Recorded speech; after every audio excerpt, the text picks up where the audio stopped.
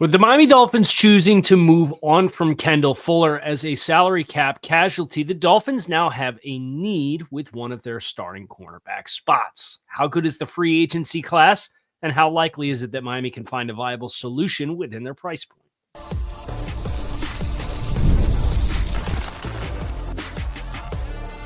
You are Locked On Dolphins, your daily Miami Dolphins podcast, part of the Locked On Podcast Network. Your team every day. All right, Miami, welcome to another episode of Locked On Dolphins. It is your team every day here on the Locked On Network. I'm your host, Kyle Krabs, a lifelong Miami Dolphins fan, host of Locked On Dolphins, co-host of Locked On NFL Scouting, author of Touchdown Miami on Substack, and the NFL Draft lead for the 33rd team. I want to give a special shout out and welcome to our everydayers because it is your team every day. We don't just say it. We live it here on the Locked On Network. Today on the show, if you're not an everydayer, welcome. If you are, it's good to see you. We're looking at cornerbacks. And we've done throughout the course of the past probably 3 weeks now since the end of like the Senior Bowl and the Shrine. And we were very draft heavy there for a while. And then we've started to set the stage for some free agency groups and tried to tackle these position groups in the order in which you knew there was going to be an apparent need that existed on the team. Well, you had a chance to not have a need on the team at cornerback, but the Dolphins have clearly other plans. They waived Kendall Fuller as a part of their first wave of veteran cuts. I would imagine some of that is in part, in addition to the salary cap savings, a chance for those guys to kind of get out in front of the pending influx of thousands of players onto the market. That's going to make it very difficult for everybody to find a spot. But Kendall Fuller was amongst that list after signing last year a 2-year, $15 million contract to play in Miami. Now, his departure from the team saves the Dolphins a little less than $3 million in cap space, but it's nonetheless a step towards compliance. It opens the door for some young guys to play and also opens the door for another acquisition in some way, shape, or form, whether that's the draft, free agency, or ideally both, but you are living in a finite resource world here at the cornerback position. So the first thing that I want to do is remind everybody who we have under contract right now at cornerback. The list is short. The cornerbacks that the Dolphins have that were on the 53-man roster last year were Jalen Ramsey, Storm Duck, Ethan Bonner, and Cam Smith. That is the full extent of cornerbacks that the Dolphins have under contract from last year's team from the 53. Now, the good news is Kader Kohou had an excellent second half of the season for my money. I thought he played very well in the second half of the year. He's a restricted free agent, so the Dolphins will have the opportunity to have a right of first refusal. They could put a tender on him as a restricted free agent. They could sign him to a contract extension and lock him in beyond just on a 1-year tender deal as a restricted free agent. They'll have a number of different ways that they could choose to play how to handle Kader Kohou. And then they have guys like Jason Maitre from the preseason as a nickel, and Isaiah Johnson, who was a standout corner that was big, long, physical press corner, who I really liked in the preseason. Like, those guys are back as well. But guys with significant NFL playing experience, the four corners you have under contract from last year's 53, Jalen Ramsey, Ethan Bonner, Storm Duck, Cam Smith. I'd imagine this group, in addition to your top three safeties all being expiring contracts, this group's probably going to get completely overhauled from top to bottom. And what I would expect that means for corner is I'm expecting Kader Kohou back. I don't have any intel there, but I'm expecting Kader Kohou to be back because he's a young player who showed growth in the defensive scheme after having to play in 3 separate systems in 3 years. But they very clearly like Storm Duck. They drafted Cam Smith high. He's coming into year 3. You're hoping that the light bulb is going to go on there. I'm not betting that it will. And because of that, I think you're finding yourself in a spot where you would greatly benefit from potentially a draft pick and a free agent, in addition to all these young guys fighting it out for these spots. Now, I like a lot of the potential of the young guys that they have that are on futures deals or were on the roster last year. And they've had a number of successes developing talent in this regard. Caterco, who obviously being the most recent one. But you can't put your eggs in that basket. And that's something I talked about with Joe Rose this morning on the Joe Rose show, asking about the move on from Kendall Fuller and what that means. I think that means you'll probably see some kind of veteran added to the roster in free agency. Now, what that market looks like, what those options look like, what kind of dollars you're willing to spend there. Are you looking for another late 20s, early 30s bridge type player to just kind of take the pressure off to get to the draft? Are you willing to find a starter there?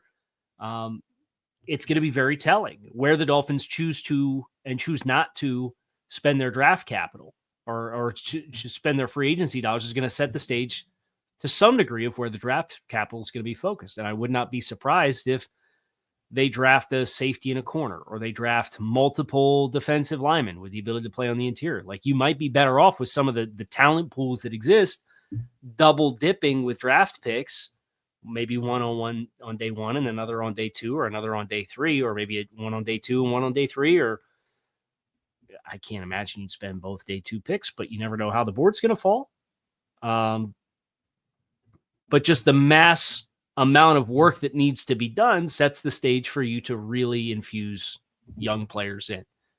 But as we've talked about, this whole thing is taking enough pressure off that you don't feel boxed into a corner. And that's, I think, the good news is you look at this class. I'm going to read some of the names and then we'll get into some of the ones that I think really pop. But you have a lot of guys that are 29 plus that have played on pretty solid size deals. Carlton Davis, Chavarius Ward, DJ Reed. Those guys were all making $11 million, between $11 and $15 million.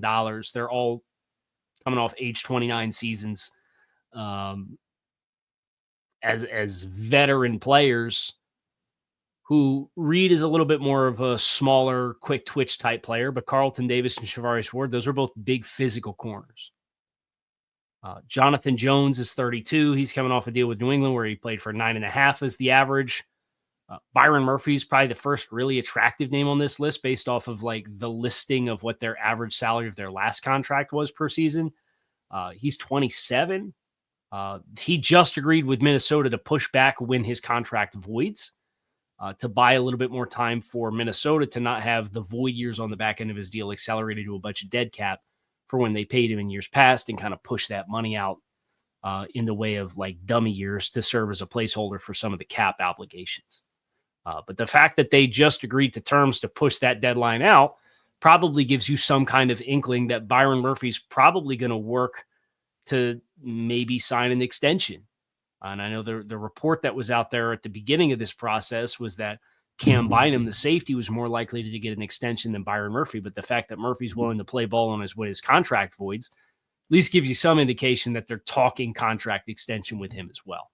Now, there are a bunch of names, not necessarily long-term, like sexy names, but nonetheless, there are a bunch of names that have my attention as far as being potential fits for Miami as the right signing that takes the pressure off. We're going to look at some of those names next here on Locked On Dolphins. Make sure you guys stick with us. This is a message from sponsor Intuit TurboTax. Taxes was waiting and wondering and worrying if you were going to get any money back this year, and then waiting and wondering and worrying some more. Now Taxes is matching with a TurboTax expert who could do your taxes as soon as today.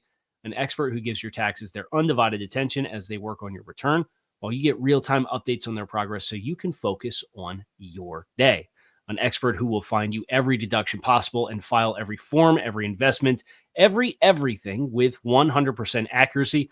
Also, you can get the most money back guaranteed. No waiting, no wondering, no worries. Now, this is Taxes. Get an expert now on TurboTax.com. Only available with TurboTax Live full service. Real-time updates only in the iOS mobile app. See guarantee details at TurboTax.com/guarantees. So a couple of names that I do want to flag here at the start of this conversation. Names that are interesting to me, names that are shorter term contracts, but names of guys that have played football, aren't past that big blockade of the age of 30 where that cliff seems to come for a lot of corners really, really fast. I would point out Jordan Lewis, Benjamin St-Juste from Washington. Jaquan McMillan is an exclusive rights free agent with Denver, so he's unlikely to kind of get to a point where he's going to be available to you. But Elijah Molden with the Chargers, Christian Fulton with the Chargers. You have D. Alford with Atlanta as a restricted free agent if they let him walk. You have Eric Stokes out of Green Bay, former first-round pick, who's only 26 years old. Nate Hobbs with the Raiders is also only 26 years old, coming off a rookie contract. As Paulson Adebo is scheduled to hit free agency. Now, he didn't play the most football he's played this past year, but Paulson Adebo is the kind of player that is hitting the market because the Saints, assuming he does hit the market, are not in a position to pay him with their salary cap management the last 5, 6, 7 years. It's been that long. But that's a team that's in salary, like real salary cap hell. And as a result, a young player like a Paulson Adebo, there's a reason why they drafted Kool-Aid McKinstry last year. And it's because there's some level of anticipation that Paulson Adebo, we're not going to be able to get a deal done because he's probably going to command a decent sized contract at 6'1". He's a big corner. He's coming off of year 4 in which he made $3.5 million, and he's had at least 3 interceptions in 3 of his 4 seasons in the NFL. And he missed more than half the season this year and still had 3 picks. Now, the other 3 seasons combined, he played in 17, 13, and 15 games. So there's a pretty decent track record here of being available for the vast majority of seasons as a 26-year-old corner. That's a name that really has my interest in the midst of this massive list of names. Isaiah Rodgers with Philadelphia is another name of interest, but he's a restricted free agent. He's 27. He was one of the players that with the league's gambling policy kind of got rolled up in that, had a year suspension as a result of that.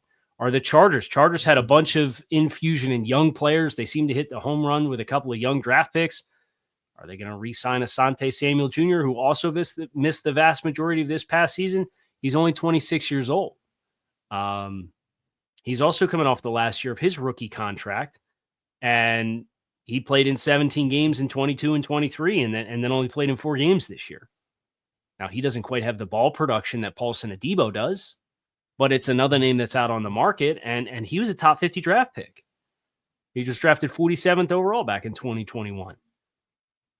So that's another interesting name that you can add to this list. And you know, there's a couple guys that are fringe 30-year-old guys that I would entertain on short-term deals, but you acknowledge that there's that similar risk that exists. There's some familiarity with Rock Ya-Sin from Baltimore with Anthony Weaver. Now, Rock Ya-Sin is 29 years old and coming off a season in which he only played in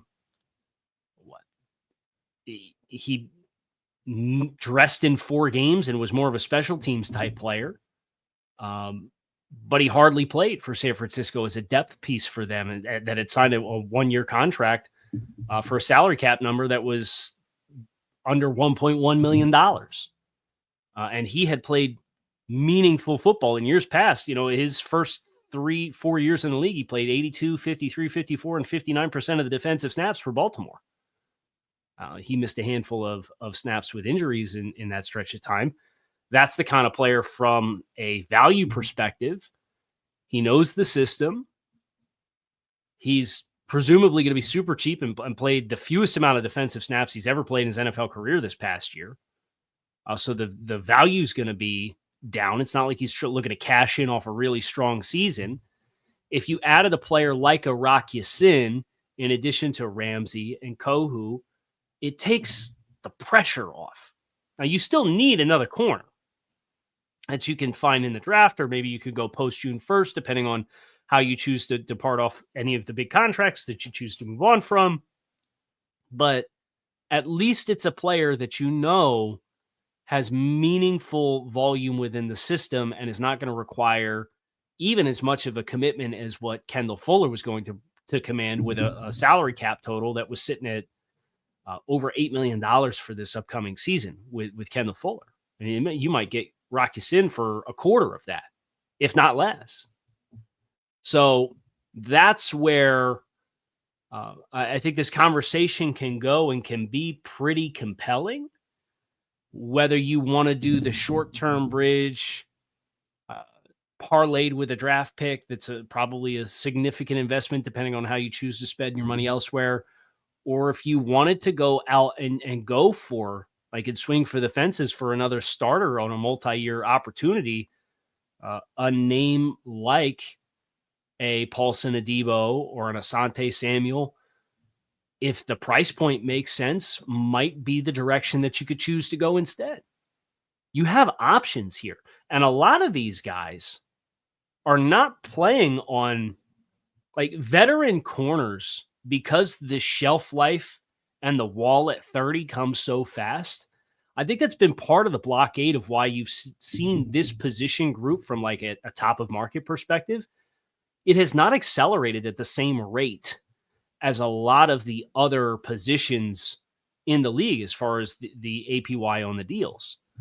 Now, you saw Pat Surtain and Jalen Ramsey, those Ramsey with his amended contract, those guys came over the top last year from an APY perspective, and the Ramsey one was really just a funny money extension off a pre-existing deal that had a lot of commitments to it already, whereas Surtain got 24, and it was a huge breakthrough because the corner before that was Jair Alexander, who had signed a deal in the last 2 years. He's played like 11 games for the Packers. He's not been available, really.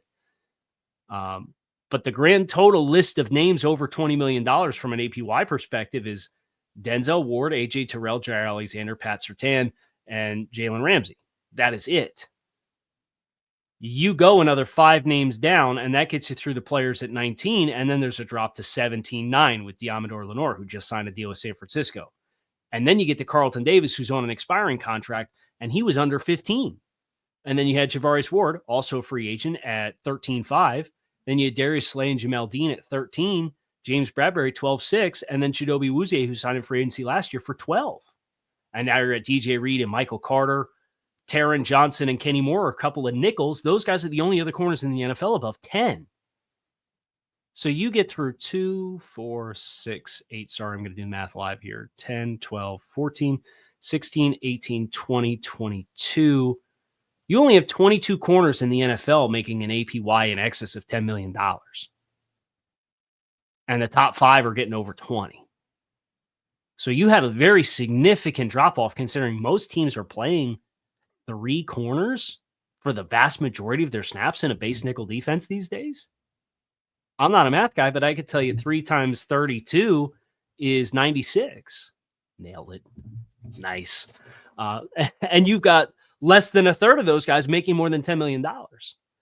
You get guys like Stephon Gilmore and Rasul Douglas. Those guys were making $7 million per season as veterans. Now they're late stage players. You got an elite nickel in Mike Hilton, who was making $6 million. And now you're down under like $5 million, with the only other guys that are kind of in this stratosphere are the Derek Stingleys and Ahmad Gardners and Devin Witherspoons as rookie contract guys. So really, most of the names on this list, I would be willing to bet are going to sign their next deals, especially if they're in that 28, 29 age season. It's probably going to look a lot like the Kendall Fuller deal did, where it's probably going to be 2 years, $5, $6, maybe $7 million per season on the average. That's not going to price itself out of Miami. So the question is, what does it look like? Unless you think that Paulson Adebo or one of these other younger guys like an Asante Samuel is going to get a big-time commitment coming off a season in which they had an injury. Probably not. So we're talking a little bit more about the cornerback market trends and where it prices for Miami. That's next. Make sure that you guys stick with us. When the game tips off, the NBA action is just getting started, and there's no better place to get in on all of the action than FanDuel, America's #1 sportsbook. With FanDuel, you can place live bets throughout the game, So even if you miss opening tip, you want to bet on a big fourth quarter comeback, you can stay in on the action. And if you're looking for a bigger payout, you can combine your live bets into a same game parlay. I love using FanDuel's live betting feature because it makes every moment exciting, regardless of the score in the game. So whether you're backing a late game rally or picking a player to hit a clutch three, you never miss your chance on FanDuel. Plus, the app is easy to use. And when you win, you get paid instantly. Right now, new customers can get $150 in bonus bets if your first $5 bet wins. Just visit FanDuel.com to join today. That's FanDuel.com for your shot at $150 in bonus bets. Make every moment more with FanDuel, the official sports betting partner of the NBA. So where I want to go next with this conversation is a place I have not really gone with any of the free agent market spotlights that we've done yet. But it is an important foil for this, and it's the rookie wage scale for your draft picks. The Dolphins are currently scheduled to pick 13th in the first round of the NFL draft. And if they were to draft a corner there, the total value of that contract based on the rookie wage scale, and if you're not familiar with how that works, the entire rookie class has a pool of funds dedicated to that year's alumni that are drafted and brought into the pool. And the higher you get drafted, the larger share of the pie that you end up having. For example, the first overall pick this year belongs to the Tennessee Titans. The 4-year value of that contract, and then you have a 5th-year option on top of it for the first round, is just over $41 million with a $26.5 million signing bonus. Pretty decent-sized contract. But if you consider, well, what happens if they end up signing or drafting a quarterback? Well, a quarterback APY, or average per year, that sits at $10 million, checks in just above Sam Darnold and just below Gardner Minshew's 12.5. And then there's Geno Smith at 25. And that's kind of where the veteran quarterback market starts. Is Geno Smith was 25, Baker 33, Rodgers, Carr in the 30s, Stafford, Allen, Cousins, Mahomes, Watson, Murray, all the way up the board, right? You're either on a second contract and you're getting probably on average $40-something million, or you're on a rookie contract, or you're a backup quarterback. So the value there, for case in point, Jaden Daniels is APY is less than $9.5 million on his number 2 overall pick contract from last year. At the cornerback position, especially with Miami, where Miami is scheduled to pick, if they pick a cornerback in the first round, and that list is pretty short for me, but it's the other side of the coin for the opportunity cost that you have to disclose here. It's $18.88 million is the 4-year total of that contract. And I am not a math guy. I might have just knocked some basic 32 times 3 math out of the park. I'm going to get the calculator out for this one. So 18.88 divided by 4 years.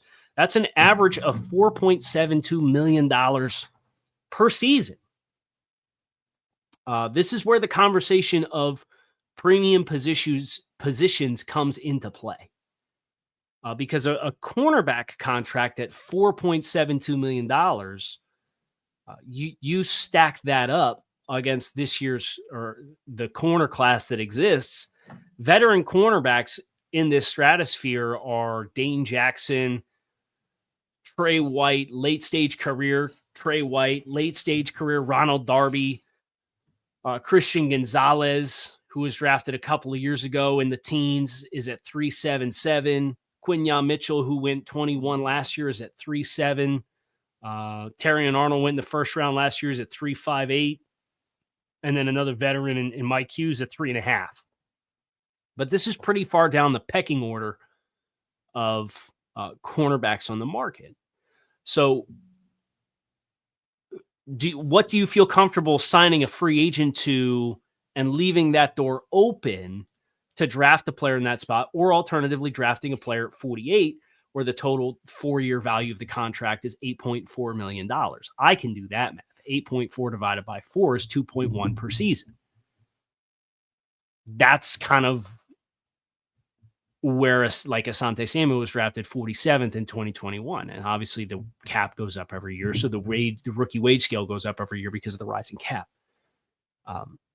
But the economics of those alternatives, 4.72 in the first round or 2.1 in the second round with no fifth-year option for a corner, how much do you like the cornerback class? How much do you like the cornerback class versus all these names that we just mentioned? I know older guy like a Charvarius Ward, who is reportedly set to hit free agency because his family lost a child in San Francisco, and he doesn't want to be in San Francisco anymore. Very understandably so.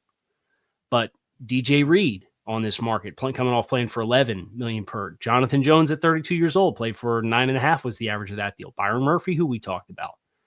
Then you got nickel corners like Mike Hilton, who's signed a 4-year deal at $24 million and is an elite nickel corner. Do you want to add a nickel corner and play Kader Kohu outside? You could potentially do that, but at the age of where Mike Hilton's out, there's risk there. Jordan Lewis, Eric Stokes, Christian Fulton, Asante Samuel, Benjamin St-Juste, Paulson Adebo, Rock Ya-Sin, Isaiah Rodgers if he hits the market. Like there's all these varying degrees of investment that you could foil, or you could bypass altogether because you want to commit another pass rusher at $4.72 million per season, or another offensive lineman at $2.1 million per season across 4 years. And that's when we get into talking about like cost-controlled contracts. The rookie wage scale is a total game changer versus what it used to be when like Sam Bradford would get drafted first overall and he'd be the highest paid player in the NFL when he signed his contract because they didn't have the rookie contracts capped. I guess my point here is there's enough compelling names for me with different backgrounds, different associations with this scheme, different ages, different chapters, different potential roles to fill with the fluidity that you have with Ramsey and potentially Kohu. I think you just need a name here and not a body, but a viable name that you said, hey, if this guy has to play 40 snaps for us on any given week, we feel okay. And like the pool of players that is available to you, and knowing that the league really doesn't spend on a middle class of corners, and the middle class of corners is $6-7 million because of how fast the cliff comes for these guys. This is one of the spots I generally feel most comfortable that the team is going to be capable of filling. I can't say that with the edge group if they move on from Bradley Chubb and they want to draft a starter at safety and at defensive tackle early on. You get to the third round of the edge class, and you might be pushing a little bit because you don't pick again until 98. You want to add somebody who's a viable starter on the offensive line. I think you wait past 48, you're going to be up you-know-what creek without a paddle. And the list of options that are available that I think are attractive options is shorter because of the demand of those positions. Ironically, despite the fact that corner has traditionally been a premium position, I think the cost, the spend, and the longevity of this position makes it a more friendly spot for the Dolphins to get a fill. It's just how big of a commitment do they choose to do on the front end of it to set themselves up? And maybe it would not be how I handle it, but maybe they take all these young guys and say, we feel between Kohu and Maitre or Storm Duck, Cam Smith, and Isaiah Johnson, we're going to have somebody that emerges out of that group. That's kind of what you did at guard last year, and it bit you in the rump. I wouldn't do it again, especially at corner, because I didn't forget what it felt like a couple years ago when Xavier Howard and Jalen Ramsey were both hurt, and you guys were running on Eli Apple and Kader Kohu out there, and Kohu was struggling in the Fangio scheme. I don't want to live in that world again. I promise you that. That's going to do it for today's show here on Locked On Dolphins. It is your team every day. Appreciate you guys as always. Check out the show. Make it a great rest of your day. We'll be back again tomorrow. A couple more shows coming this week. Hope to see you then. Go Fins.